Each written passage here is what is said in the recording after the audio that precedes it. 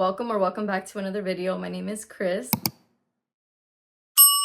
We're doing another mood reading vlog. I have a few books on my radar that are intriguing. The first one being a new one. It just released yesterday, I believe, and it's called The Fix. I have my Kindle here, by Mia Sheridan. I'm already hearing some buzz around this book, and I'm hearing it's really dark and to check a whole bunch of triggers. And you know, I don't know if it's the psychotic person or psychotic thing in my brain that it's like, what? Dark disturbing? Yeah, I want to read that. It is available on Kindle Unlimited, not only for ebook, but also for audio, which I love when Kindle Unlimited comes with the audio as well, because we don't have the luxury, or at least I don't have the luxury of just sitting down and reading. I wish I did, but I don't. And I can, you know, in the car listen to it and just continue to read my book. 11 years ago, Cammie's mother and sister died cruelly in a violent home invasion. The trauma and notoriety still linger, but Cammie has managed to build a life in her hometown despite everything she's lost. Then one day it all comes rushing back.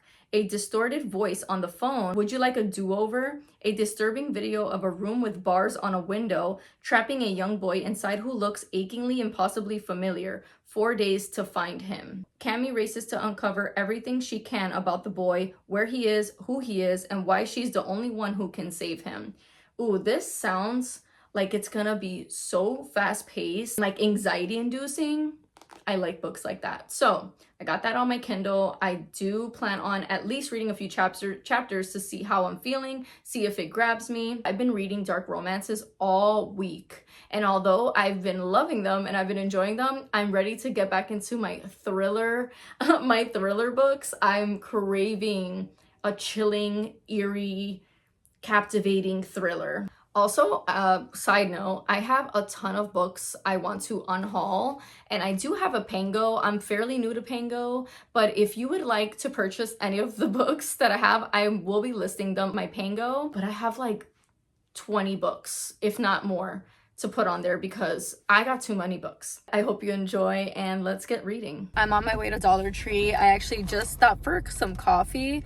I've actually only been getting 3 shots of espresso and bringing my own creamer because I just found a delicious creamer at Sprouts, and it's the one I like using. It has low sugar and it's dairy free, and it's the flavor pistachio. Put a picture on the screen of what it is, but this is so delicious. I'm obsessed. Every time I get the creamer at the actual coffee shops, because I can't have all the creamers because I don't drink dairy, it just tastes so bitter and like just not the kind of coffee I like. I like rich coffee, and when I do it like this, I get the good quality coffee but with the creamer that I like. So it works out for me and it's delicious. So let's go to Dollar Tree.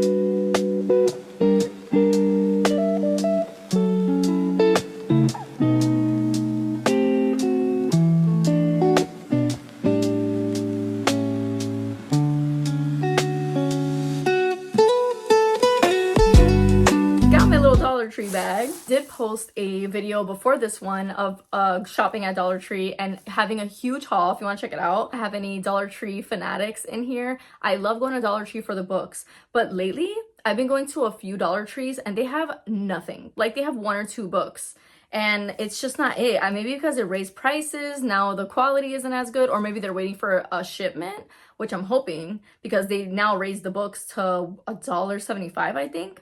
So hopefully they're gonna have some more better quality books. We'll see. But they've been popping off with the makeup and skincare, and I'm just so intrigued. As a person that used to work at Nordstrom with so many high-end brands, I used to work at Nordstrom, I worked at Morphe, I worked at a lot of makeup counters, and now that's really not my passion anymore. I like doing it for like my own little hobby. It's so fun to me to look for affordable makeup that is also great quality. Don't knock it till you try it. Well, I'm just gonna grab and show you what I got. Spray bottle, yeah, and it's like aerosol spray. I don't know, those high quality sprays. I have a toner that is really liquidy, so I think this will be perfect to add in here and use it as a spray versus like dumping it. The next thing I got, because the Dollar Tree girlies were raving about this, and I love eye masks, and these are caffeine depuffing jelly eye masks. They have caffeine, tranexamic acid, niacinamide, hyaluronic acid. Those are some great ingredients. The next thing I got was these Evo teeth whitening pen. I love teeth whitening. I don't do it very often, but for $1.25, and it's like a little great compact. And I actually found the Guru Nanda, which I love Guru Nanda. Battle of the Teeth Whitening Pens. So we'll see which one works better. Niacinamide Serum. And it's radiant, smooth, and dewy skin. And it's from Global Beauty Care. I've been seeing a lot of people rave about this too. So super excited to use that. I love the niacinamide in my skincare. And then this is the AHA Treatment Essence by the same brand for smooth, radiant, dewy skin. AHA is a great ingredient for exfoliating your skin. I got some more of the toner pads because I only got the green ones last time, but now I got the orange ones, which is lemon and honey. Actually got a backup of this eyebrow pencil. This was the Anastasia Beverly Hills dupe, and I used it this morning for my eyebrows, and I am having such a great eyebrow day. It's been like 5 hours since I did my makeup, but I love how this performs. I just wish that this was just a little bit less creamier than it is, because it's very creamy. Like I have to use such a light hand, but if you know how to use a light hand, you'll love this. But I do wish it was a little bit drier, but nonetheless, this is so good for $1.25. One is the hair serum, and I also didn't see this earlier this week. Smooth, dry, damaged hair, cute acne patches because they're like holographic. Oh my god, so cute. Last thing I got was this LA Colors Color Correct. I want to start reading The Fix by Mia Sheridan. So I'll check in with you guys later.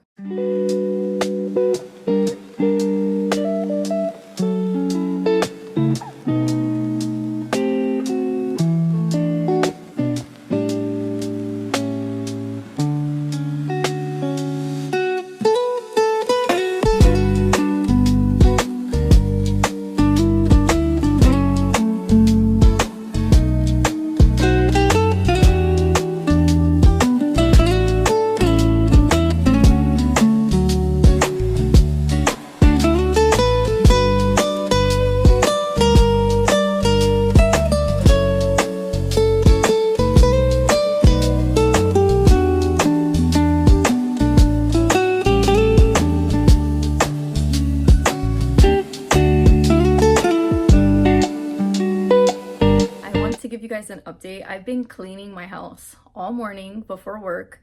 I washed my bed sheets. I have them in a plumpy pile over here. I've washed my hair. I feel so much better. Today is the best winter in Florida so far, and it's like in the 50s. So it's just so beautiful, and it's gonna be like that all week. It's gonna be even in the 40s, I think, tomorrow.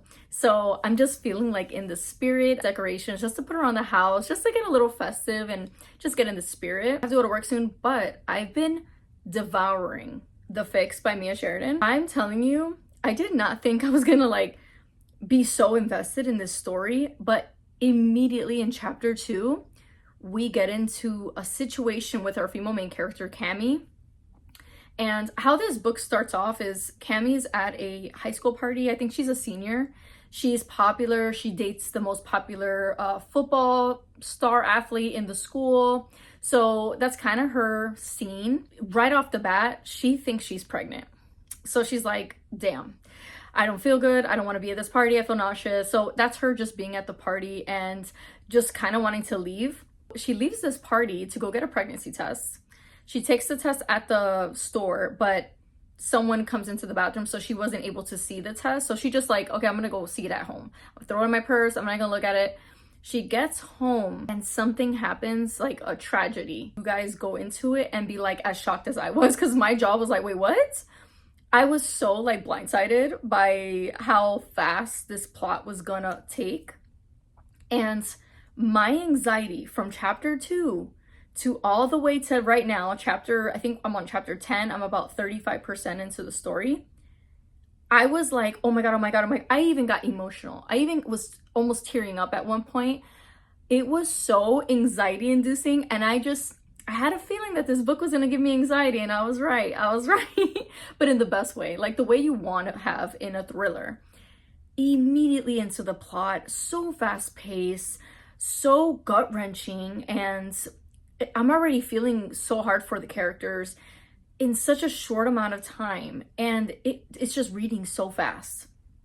I'm obsessed. I don't want to get too excited yet, but so far, I'm loving this damn book. I'm loving it. So happy that it's getting me sucked in. Lately, thrillers have been a little hit or miss for me, so it just makes me feel very good. I will check in with you guys when I finish the book. Also, I binged watch All Her Fault on Peacock yesterday, literally from beginning to end. Now, I read this book. I believe I have a vlog on it, if I'm not mistaken. I read this book in September, or yeah, I think it was September. And I rated this book 3 stars. I thought the book dragged quite a bit. The beginning was fine. It was very like fast paced until it wasn't. And if you don't know, this author, Andrea Mara, she does like missing children type of books, neighborhood drama, neighborhood secret type of books. And I did read one of her books, Hide and Seek, and I rated that 5 stars. I love that book so much, full of secrets, full of drama. So this is her newest release, All Her Fault, I believe. And when I saw that she was coming out with that book, it sounded good, and I bought it on my Kindle. And I was like, ooh, I'm craving one of her books. But this one didn't hit as good as Hide and Seek did for me. It dragged from like, I want to say the 30% mark all the way to like the 80% mark. And from the 80% mark to the finish line was amazing. And if it wasn't as amazing, I would have put this would have been a 2-star. But after watching this show, they did change a few things in the book, from the book. So if you've watched the show and read the book prior, please comment down below, because I need someone to talk to about the show. And also, watching the show back after I read the book a couple of months ago, I bumped up my rating to 3.5 star. I was like, I think I was being a little too harsh, because that twist, like not just one twist, it was like 5 twists jam-packed in one chapter, was so good. I was like, oh my God, I was watching the show like if I didn't know what was gonna happen. But it was so good. I really enjoyed the show. So, I mean, even if you haven't read the book, I still encourage you to watch the show, because even my man was like, damn, this is good. Like, he was invested in it. So we enjoyed it. It's definitely an emotional show, emotional book, but the twists were so good. So yeah, I finished that yesterday, and I like the show. I like the show more than I like the book, only because watching it in like an adaptation versus reading it, obviously it's more fast-paced versus the book. I've just felt like the drag from 30% all the way to 80 was like I was fighting through that book reading it. So, but yeah, that show was really good. And check out Hide and Seek if you haven't read it already. Good morning, friends. I have my onesie on because it is 37 degrees in Florida. Finally, oh my gosh, it's so cold, it's windy, the kids don't have school today. I'm having a slow morning. I just filmed this Get Ready With Me full face using Dollar Tree makeup. If you want to check that out, I will be posting that. It should be posted already if you want to check it out. And I'm not gonna lie, stunning. It's giving like glow. And I'm obsessed with these products. They've been working so well for my face. So don't sleep on Dollar Tree. I wanted to give you guys an update on The Fix by Mia Sheridan. I finished it. I'm rating it 4 stars. I thought it was so unique in the conclusion. Everything Cami went through, there was a reason for it. Perfectly explained. It made sense. If you don't know, Mia Sheridan does a lot of romantic suspense thrillers. This is my first book from her, but that's just from what I hear from other people that have read her books. And I like romantic suspense books. I really enjoy them. I know a lot of people don't. So if you are not that kind of person, you will want to steer clear from this book, because the romance is very prominent in the book. MC in this book, his name is Rex. Oh my gosh, he was giving simp. It was so cute. The way he just so catering to Cami, and because of, you know, her tragedy and helping her out. And I just thought this was so good. The romance was really cute. I definitely connected to that. And like I said, just the conclusion of everything, it definitely felt well-rounded. And I would highly recommend this. It's on KU. Check it out. I feel like I want to read more of Mia Sheridan's books now. So as for our next read, I have all morning to just read and chill. I am gonna have some breakfast right after this. So I just got the audiobook for The Mad Wife, and I have been wanting to dive into this. I'm gonna start this book. I cannot wait. I'm hearing that this has just strong feminist conversations, and that's my favorite conversations to have. A wife in the 1950s, and it being expected to just do whatever your husband says and be this perfect woman, be the perfect mom, be the perfect wife. Oh, I'm so glad we're not in that timeline anymore. And just living through that and being in that horror scene, a horror scenario. And from what I'm hearing from a few friends that have read this book, they are saying that the horror element in the book is people themselves. And that's my favorite kind of horror. That's literally my favorite kind of horror. So I don't know much about the book. I have read the synopsis, but it's very brief. We're following Lulu, and she is a 1950s housewife. Despite tragic memories that haunt her and the weight of exhausting expectation, she keeps her husband happy, her household running. After she gives birth to her second child, Lulu's carefully crafted life begins to unravel. So I'm assuming it's gonna have talk of like postpartum depression. Man, I just love that. Being a mother is not easy. Maybe to some it is. Hey, good for you. But for a lot of women, it's not. A topic that I love to hear about and I can relate to. A new neighbor, Bitsy, moves in, and Lulu suspects that something darker lurks behind the woman's constant smile. As her fixation on Bitsy deepens, Lulu is drawn into a web of unsettling truths that threaten to expose the cracks in her own life. So that's all I need to know.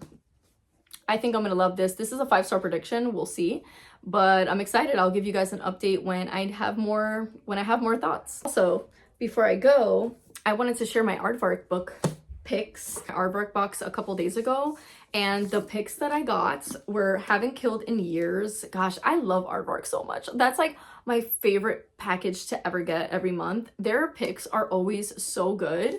And this, oh, my light just turned off. Oh well, this is an aardvark box pick too. So all of their books are like 4 stars or higher. I love their choices, and I get to see books that I really don't see people talk about. So it just opens me up to new authors, new genres, and new books. And this one is Haven't Killed in Years. In this one, we're actually following a girl that her dad was a notorious serial killer, and he goes to jail years later. 20 years later, she has had this new life. She's left her past behind until she starts receiving body parts at her front door. And I'm like, dude, that's why you had to tell me. That sounds so good. That sounds so creepy, and I can't wait to dive into this. And then the other one that I got was The Place Where They Buried Your Heart by Christina Henry. I've never read anything from this author, but I did see a review on Instagram about this, and it was really good. So it's giving creepy house.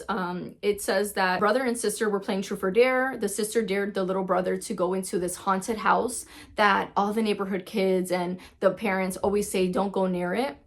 The brother goes in, he doesn't come out. And now it's 20 years or 22 years later, the disappearance with her brother really affected her. And now 22 years later, she's a mother. She still lives on the same block as that house that ate her brother. And now things are happening. Oh, this sounds so creepy. I can't wait to dive into this. Here, the house is awake and it's hungry. Any horror that has like a house eating people, like, I don't know, to me that's just so much fun, and it's like so creepy to read, and I love reading books like that. So just wanted to share that. I'm gonna have breakfast. I'm starving.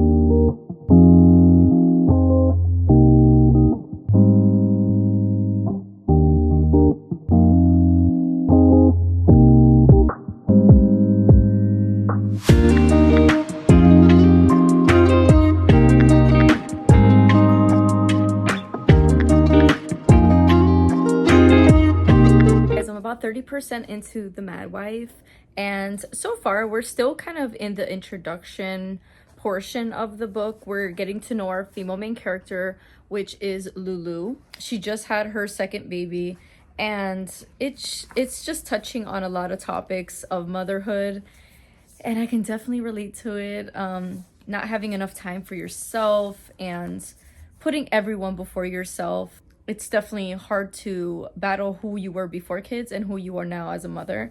So just those topics that I can absolutely relate to. I'm tabbing quite a bit because, as you can imagine, I'm relating to a lot of things in this book. Female main character is actually pretty funny and very relatable. Like, how inner dialogue is really sarcastic, and I like it. And she actually just met Bitsy, which is the new neighbor. And Bitsy has 3 kids, a daughter and 2 sons, teenage boys. And she went to go introduce herself, and Bitsy's a little, I don't want to say weird, but she's definitely not as friendly as Lulu. And Lulu, for some reason, is very intrigued by Bitsy and how She doesn't act like all the other housewives on the block. And then we're also learning about Lulu's childhood, living on a farm, and her grandfather, and how her mother and her relationship is not that great. Her brother is disabled. He did have an accident when he was younger. We haven't got to that, but he does walk with crutches. And Lulu seems to blame herself for some reason. So I'm assuming, we'll get to that. But yeah, her mom and her and her mom's relationship is not that great. We're just diving into who Lulu is and how she became who she is, and just motherhood. And I feel like every paragraph has something important or something interesting to read about. The book is definitely grabbing me, and I'm really enjoying it so far. So I will update you guys when I have some more thoughts, and I'll definitely share some tabs with you as well. But I am going to walk on the treadmill for a little bit before I have to go to work. I'll update you guys later. Give you guys an update. I did finish The Mad Wife, and I am rating this 5 stars. This was so good. All the metaphors in this book were chef's kiss, in my opinion.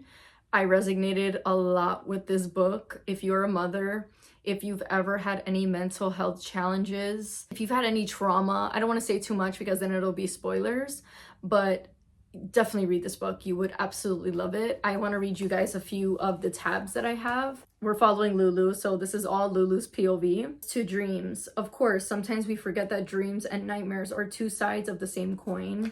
I really like that. And then this one I really, really enjoyed. Said, I needed to look him in the eyes and appear as normal as I could. For now, I needed to smile the smile he wanted from me so he could save me. I just hoped that when he got around to it, there would still be someone worth saving. Oh my God, that cut deep. That cut deep. I really like that one. Life just drags you down so far sometimes that's like you're not your shell of your who you are, who you were. And oh man, I know the feeling. The writing in this book was so beautiful. I was a tabbing machine. I have so many tabs and I just loved it. This one was good too. Never understand existing in a body that fought itself. He would never know the urgency to live as the clock ticked louder, faster, time suddenly having a different quality to it. He wouldn't know what it was to be the light caught in a jar, watching the lid turn and tighten, each breath one closer to the final, last suffocating one. Oh, when I tell you I was nearly in tears by the end of this book, I had to hold back tears. And also this had conversations of like how doctors misdiagnose us. They claim that we're just insane in the head all the time. It's all in our head. It's always in our head when it's not. And gosh, it speaks volumes from the 1950s to current because we're still dealing with it as women. And mental health is not as addressed as it should be. That's for sure. So very important, very beautiful book. I loved it so much and I soaked it all in. After I finished The Mad Wife, I actually immediately went into another book because I just got it on my Libby, and it is The Scammer by Tiffany D. Jackson. This was my first Tiffany D. Jackson book. I did finish it. It was a very quick read. I was so busy while listening to this book, so I just devoured it. And I rated it 3.5 stars. This is about a young girl that's going to college and she meets these other girls. And this college is a predominantly Black college. And this girl, she comes from a household where her parents don't acknowledge her culture, pretty much. And she doesn't like her mother was embarrassed of her having her natural hair and it was too Black for her. So a lot of strong conversations. I love that. So she goes to college, she meets these other girls, her new roommates, and they get along. They form this bond, this sisterhood, and they're just enjoying their freshman year in college. They're having a good time, they're getting to know each other. But then one of the roommates asks everyone if it's okay if her brother could stay with them for a little bit while he gets back on his feet because he just got released from prison. And in the beginning, he's this great guy, he's giving great advice, he's seeing them, he's seeing the beauty of them and everything. He's just a really nice guy, everyone's liking him, until he starts brainwashing and manipulating everyone. And they get so deep into it that by the time that our main character Jordan realizes that, am I in a cult? It's like way too late. So I did like the concept of this. This is a YA thriller, and I don't normally gravitate towards YA. I'm always willing to give it a shot, and this is better than other YAs that I have read. The audiobook narrator is January Lavoie. That's my favorite audiobook narrator, so I check for that because she just knows how to tell a story. And the story was very compelling. I was definitely engaged through the whole book. I definitely got frustrated a lot with Devante, which is the brother, the ex-convict. He was so, like, he drove me crazy because he's being so manipulative to these vulnerable girls that just want to be accepted, and oh my god, feeding them lies. And it was definitely frustrating, and obviously that was you're supposed to be frustrated, and I did really enjoy that. There was a twist at the end that I actually was pleasantly surprised. So I did rate this a 3.5 for a YA thriller. A 3.5 for me is really good, and I do highly recommend this. It was very, like I said, great strong commentary, a really good twist, really good twist, and I definitely want to check out other books from Tiffany D. Jackson for sure. So those are the two books that I just finished. Now, my friend Mikeland, we've done a few buddy reads in the past, and she is like one of my favorite friends. Like, I swear, like, I love having conversations with her. We just have such a fun time. She lives in California, I live in Florida, and I feel like we've known each other so long, but we've never met physically. We met, you know, virtually, and she is just such a cool person. And so she actually messaged me the other day, and she's like, do you want to do another buddy read? Because I did this cute, and I'll put it on the screen, I did this cute like photo for our buddy reads. And so when she sent me this, I literally was like, you are like, I love this. So she's like, we should do like book club pretty much every month. Me and her pick a book and we read it for the month. Pretty much our 2-person book club, and I'm so excited. So the first book, the third buddy read that we have chosen, the new book that Noelle Eiley has come out with, which is Forget You Saw Her. And this is a prequel to As for Andrea. I did read As for Andrea early on in my book reading journey last year. I liked it. I thought it was really unique, but I wanted it to be darker. I think I rated it like a 3.5. So I did really enjoy it, but I thought it was really cool that she came out with a prequel, because just to tell the background of like Ask for Andrea, like who is Andrea? So we're pretty much learning about Andrea, and we're following her mom, and she gave up Andrea for adoption. And now, years later, daughter is missing, and she's a missing girl, and now her mother is on the hunt to try to find her. This has like paranormal elements to it too, because the mom, so Andrea is pretty much reaching out to her in her dreams, like giving her warnings. So that just sounds so intriguing to me, and I've been hearing such great things about it so far. It just released, but from all the ARC readers and the people that have read it already, I've been hearing great things. So that is the book I am going to be reading next. I'm so excited. And then I also did start Little Voices by Vanessa Lilly, because I do want to read at least a few Indigenous authors as well. It's Indigenous Heritage Month. So I did want to read a few authors that are Indigenous and just support them. So I did start that, and I think I only have like 4 hours left in the audio. This is a crime-related thriller. I'm really enjoying it. I'm still in the introduction part of this book, but so far I'm really liking it. This book is pretty much straight from the bat. We're following Devin, and she is a new mother, and she is dealing with postpartum depression, but she's not telling anyone about it. She's hearing voices, but it's really her inner dialogue just bringing her down. Haunted by postpartum problems that manifest as cruel voice in her head. And she's just trying every day to be a good mother, a better person, but this voice is really affecting her daily. And so when she was giving birth, she had a high-risk pregnancy. She found out on the news that one of her friends got murdered. And she is a lawyer, from what I gather.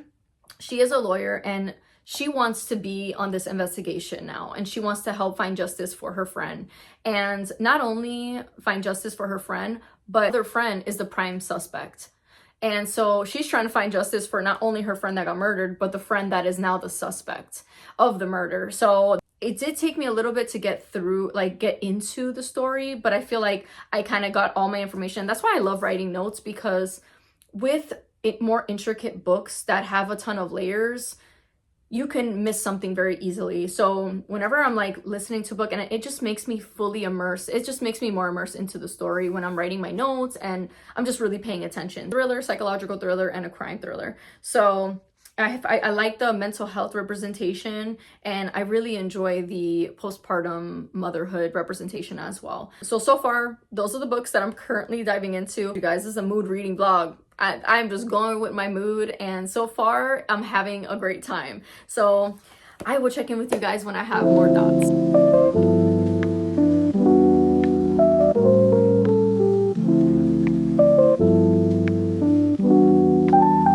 I am about 40 pages in. I was reading walking on my treadmill, and I'm loving it. This is reading so fast. I have read 2 of her other books, Ask for Andrea, which is obviously the book to this one, the prequel. This is the prequel to that book. And then I also read, I'll put it on the screen, but that one was very high, like high anxiety. That one I liked better than Ask for Andrea. But this one is reading so fast. It's feeling already gut-wrenching and heartfelt and just so sad. So I'm just like diving into it. So far it feels like a winner. Good morning, friends. It is early in the morning. It's like 6 in the morning. I'm about to take my kids to school, but I wanted to give you guys an update because I have been reading, and I'm about almost 50% into Forget You Saw Her. Noelle Ailey definitely went darker. She went darker in this one, and that's what I wanted from Ask for Andrea. I wanted to really feel for these characters. I did feel for them in Ask for Andrea, but it just felt a little too PG for me. But this one is so much darker, so much more descriptive, and so much more deep. And oh my gosh, it's so heartbreaking, and I'm just really enjoying it so far. I was trying to update you before I left my house for work, but I totally forgot because I just finished Forget You Saw Her by Noelle Ailey, and I was talking about it with Mike Lynn because we did the buddy read, and we both loved this book. I'm gonna rate it a 4.25 star.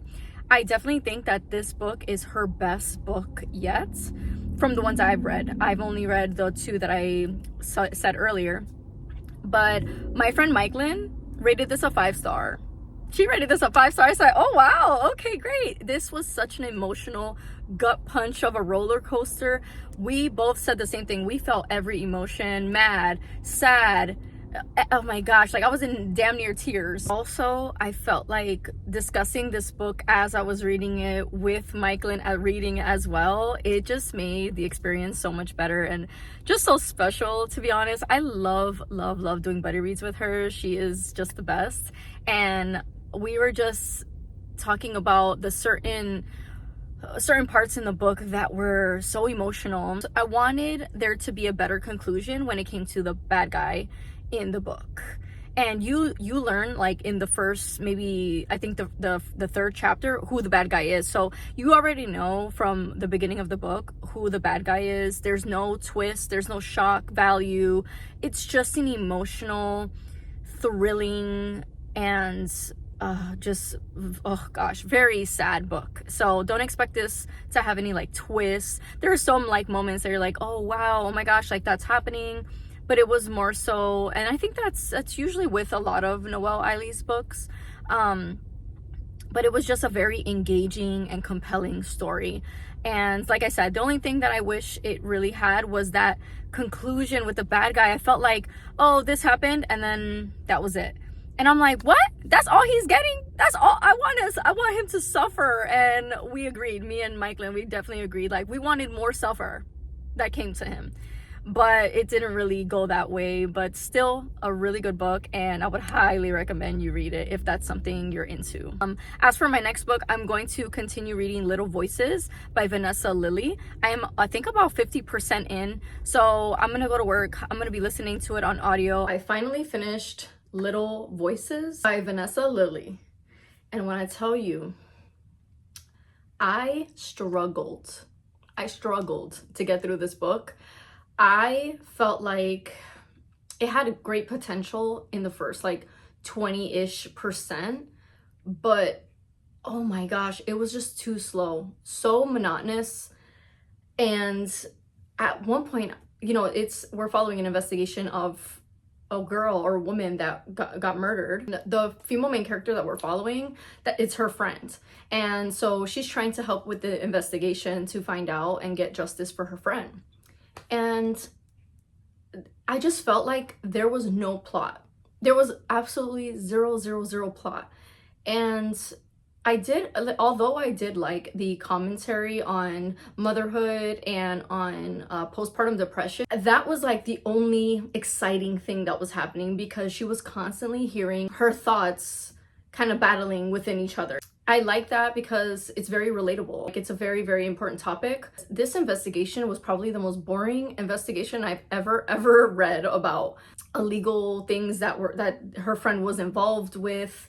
And you know, the ending, the last like 5% of it, there was this twist that I enjoyed. I was like, oh wow, I didn't expect that.